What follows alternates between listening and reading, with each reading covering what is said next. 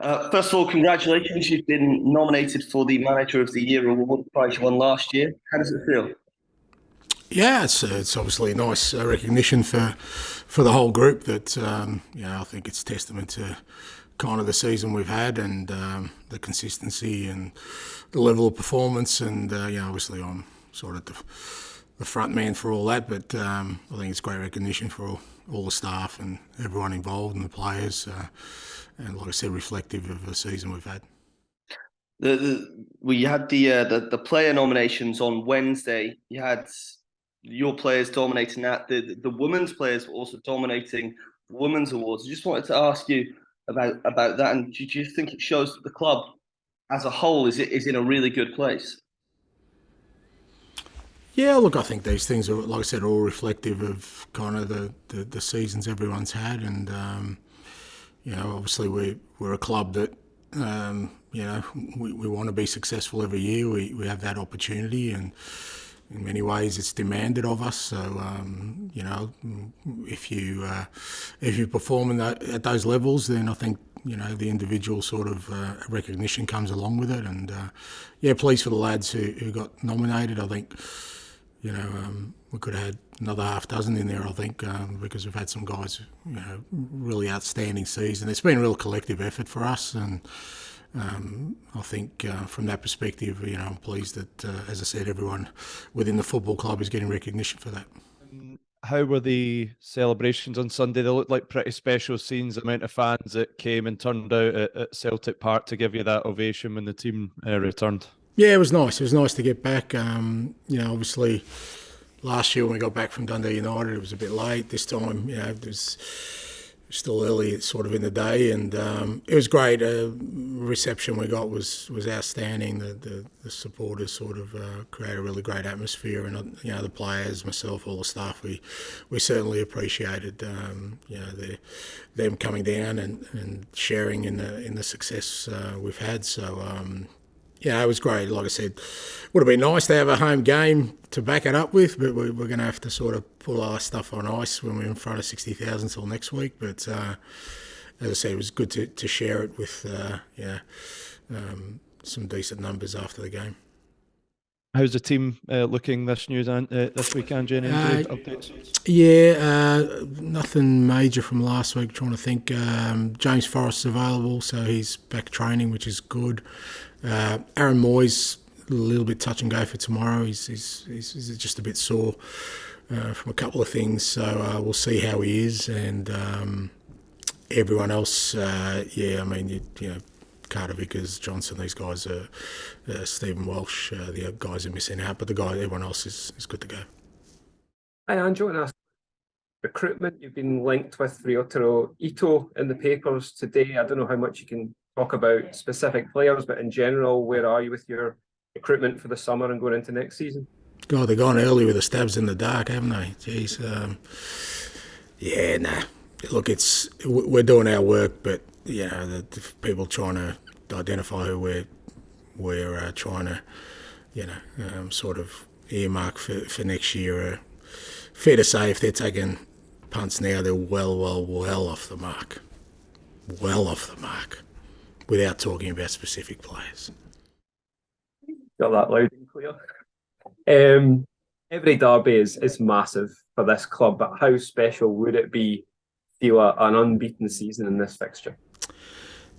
Look, all these things have context, I guess. Look, for us, our goal every year is to be champions. That's got to be the ambition for us because of everything that's associated with that, apart from obviously being successful. But, last couple of years, it gets you into Champions League and everything that brings with it. So that's where the ambitions lie. But within that, you have these kind of individual things contests that you also know are important and significant to the club. And every derby is that kind of game. It's an opportunity to win against a very good team and the team closest to us on the table. So, and a game that always means something to our supporters. So, it's an opportunity to just create another significant moment for us. So, that's the opportunity that's there now. Hi, Ange. This will be your sixth meeting with Rangers this season. Do you find that even though you've come out on top in the last 5 games, that they always pose new challenges? Yeah, because like I said, there's different context to all of them. There's home is different to away, league is different to a cup semi-final, to a cup final. So they're all sort of different in terms of the context you go into it. This one's different again. So, yeah, there's always, whilst in terms of the teams and the way they play, obviously, when they had the managerial change and Michael came in, they sort of tweaked the way they played a little bit, so that provided a different challenge too from earlier in the year. So, and there's always kind of, depending on injuries or team selections or different makeups in the team. So I think we try and treat every game as, being an individual contest. But there are sort of similarities there between all of them. But I think you need to address them, in a singular fashion. Yeah. And having wrapped up the league last week, do you feel that the build-up to this game tomorrow has been a little bit different just in terms of the circumstances? Yeah, probably. I think if we were going there tomorrow to win it, there probably would have been a little bit more, hype around it. So, I think from that perspective, it doesn't feel sort of as intense in terms of the build-up to the game, but I don't think that will diminish the game itself. I still think the game will still have, all the elements you expect in a derby game, so I don't think that'll be any different. But, and maybe because of the circumstances, our circumstances, obviously, like I said, being champions and sort of everything that goes along with that, it's been a different week for us. And on that, you mentioned last week was the players been playing a wee bit tight in the last couple of weeks. You built up to the title. Do you feel that there's a bit more freedom to them in this week? You think that'll translate much? Sorry, mate, you're breaking up a bit, but I think I got the context of your question. Yeah, there's no doubt that there's kind of, when you get to the tail of the season and you know that you're close to sort of, particularly in our position, to clinch the title, that, things just naturally tightened up. It happened last year too. Even the game against Dundee United when we won it, wasn't a great performance. We just sort of got the job done, and there was an element of that sort of last week against Hearts, although, to be fair to Hearts, I thought they played really well in the first half. So, now with that sort of done, potentially there's an opportunity for players to play a little bit more freely now. But, because we've still got the cup final coming up, and, I don't think, all the players want to be sort of at their best for that, and they want to play in that, obviously. So I don't think they want to sort of, take the foot off the pedal these last few games. We'll still have the intent to sort of play these games, to the best of our ability, as I said, because we've still got something to play for this year, and that's what the next sort of 3 weeks, 4 games will be about. The chance to go on against Rangers off team, would that be an achievement in itself? And could that give you a wee bit of edge season even? No, I don't think so, mate. I think it's just it's a game, I guess, tomorrow where, okay, there's no major consequences in terms of league table and points, but it's still a big game, still a derby game. But not from my perspective. I don't think it gives you sort of any sort of significant edge in terms of next year. From our perspective, like I said, we just want to finish the season strong. Chance tomorrow to sort of have a look at a couple of things as well from a team perspective, building into next year. So, as I said, we'll use these games as an opportunity to make sure we're ready for the cup final, and also, just sort of have a look at a few things that we kind of want to work with. Hi, Ange. Many would argue that retaining a league title is even harder than winning it the first time. Given that the team put in such an effort last season, what would you say have been the keys to our further improvements this season and on the brink of a potential treble? Yeah, look, I think I guess it can be sort of more challenging depending on. It really comes down to just the attitude and mentality of the players, because last year we obviously had to work very, very hard to win it, and we had to overcome a hell of a lot of challenges, and it was a new team, and you know, from our perspective, we needed to make ground. Firstly, catch up with Rangers who were ahead of us, and then sort of maintain that till the end of the year. And from that perspective, the guys had to, you know, put in an awful lot last year. And your only concern as a manager is, well, okay, they've sort of climbed a mountain, put everything into it. Are they prepared to get up the mountain again, knowing that even if you're champions, you're still starting down the bottom again. You're not starting halfway up the mountain. And you kind of, like I said last week, I was just on alert. Is there guys who is there any complacency creeping in? Is there guys who aren't prepared to sort of work as hard as they did last year? And there was never any evidence of that from the first sort of time we came in as a group. And, you know, the players have been really good, and the staff are just driving it. You know, that was our challenge. Can we be a better team than we were last year? And, yeah, that was our goal. You know, within that context, we felt that if we did improve as a team, that would be hard to stop, and we'd give ourselves a chance of being champions again. And you know, I think the lads have done that.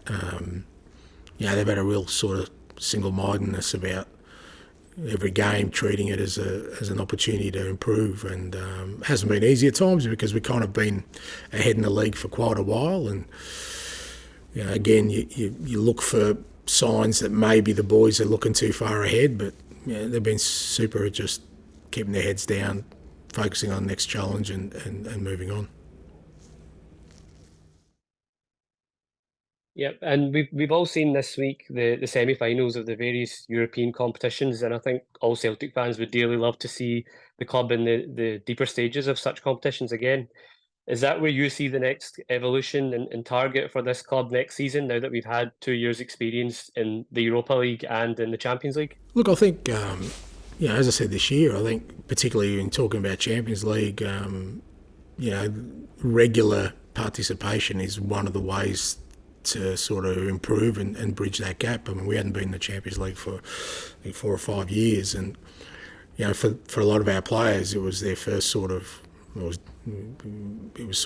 was their first sort of step in that sort of level of football. So I think, you know, the first part of it is we want to be consistently playing Champions League football. If you do that over a number of years, I think that gives you the opportunity to improve, and that's the opportunity that's there before us now. But it still comes down to us improving as a team. You know, if we keep improving as a team, all these kind of things become byproducts, whether that's domestically or in Europe.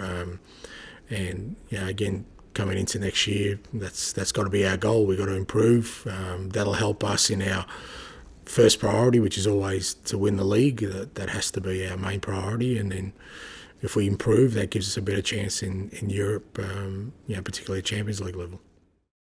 Hi Ange, how much personal pride does it give you knowing that the club and in turn brand has increased and expanded in far off countries such as Japan and South Korea because of your presence and the players that you've managed to recruit from those countries? Yeah, look, I mean, you know, it's great. I mean, I don't think it's kind of, you know, my presence. I'd love to take credit for these things, but you know, I mean, look, when I see, I mean, the football club is already sort of very well known in all parts of the world. I think it just, you know, particularly, I guess, with say, you know, the Japanese players and maybe with now coming from Korea, it just gives us now the opportunity to have more fans who feel like they're closely associated to the club, and that's how you build sort of, you know, that fan base around the world, because there's an immediate attachment there. You know, they see somebody from their own country, you know, representing the football club. But you know, this football club's had, you know, strong links with Australia, strong links with Japan, strong links with Korea well before I was here. You know, we've had players from those areas, and you know, I think you'd be surprised just how much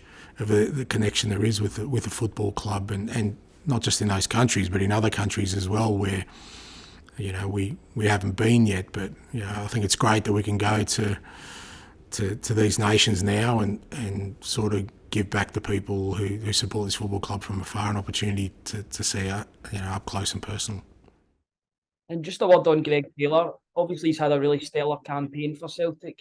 Stats are saying that he's averaged deep progressions in the opponent's final third. It went from 8 to 12 between last season and this season. How impressed have you been with Greg's improvements on the attacking end of the pitch just from last season and then compared to this season?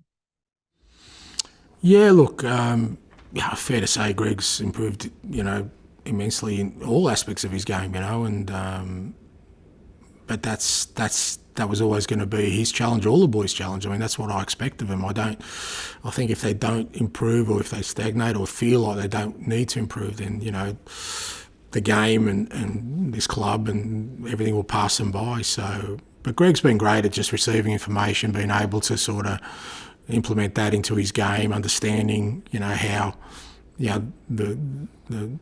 the sort of tools given to him by the coaching staff can help him become a better player. And, with all the players, they need to be receptive of that first. And if they are, then it's our responsibility to give that information to them and help them improve. And he's been great. And I think he's enjoying his role at the football club. He's enjoying not just as a player, but sort of, as a person of influence within the group. And I think that's growing all the time, which is a great thing. And, it's a credit to him that, he's tackled that task. And, the challenge will be to improve again next year, because if he doesn't, then, somebody else will. And that's a challenge for all of them.